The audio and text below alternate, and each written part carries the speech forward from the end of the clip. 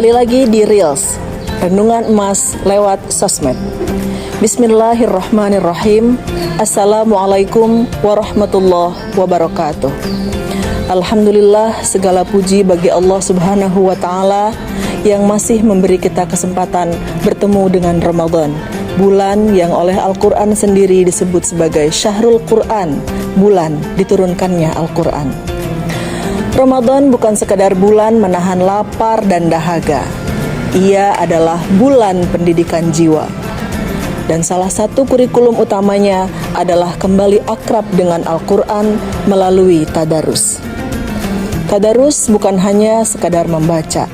Ia adalah interaksi. Ia adalah perjumpaan. Ia adalah dialog batin antara hamba dan Tuhannya.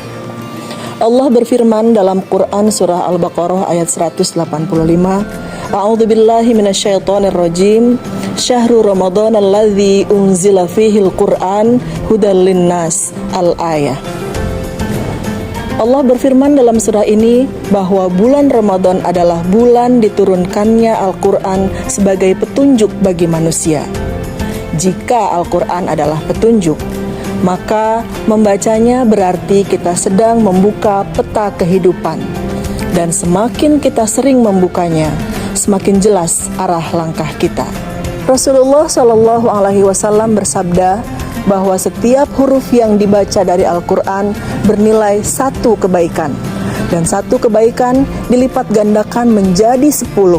Bayangkan, satu huruf saja bernilai pahala. Bukan satu ayat, bukan satu halaman, tetapi satu huruf. Disinilah makna menabung pahala menjadi sangat relevan. Kita memahami konsep menabung dalam kehidupan dunia. Kita menyisihkan sebagian yang kita miliki hari ini untuk kebutuhan di masa depan. Kita rela menahan diri demi sesuatu yang lebih besar di kemudian hari. Namun, seringkali kita lupa menabung untuk kehidupan yang jauh lebih panjang, kehidupan akhirat. Tadarus di bulan Ramadan adalah salah satu bentuk investasi spiritual. Setiap huruf yang kita baca, setiap ayat yang kita renungi, sejatinya sedang kita simpan dalam rekening yang tidak pernah mengalami kerugian. Karena Allah tidak pernah salah menghitung. Bahkan, Dia melipat gandakan.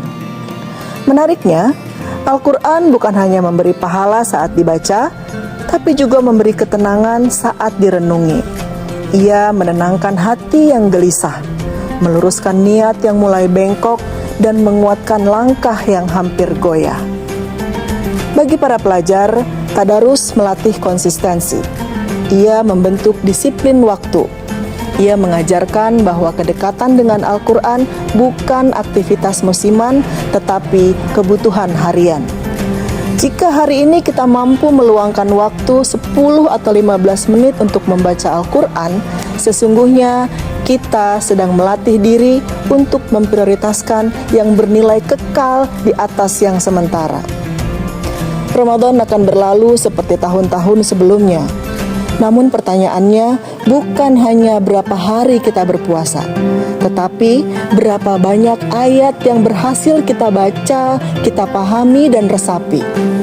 Karena boleh jadi yang membedakan Ramadan tahun ini dengan tahun lalu bukan pada suasananya, tetapi pada seberapa dekat kita dengan Al-Quran. Mari jadikan tadarus bukan sekadar target hatam, tetapi momentum perubahan.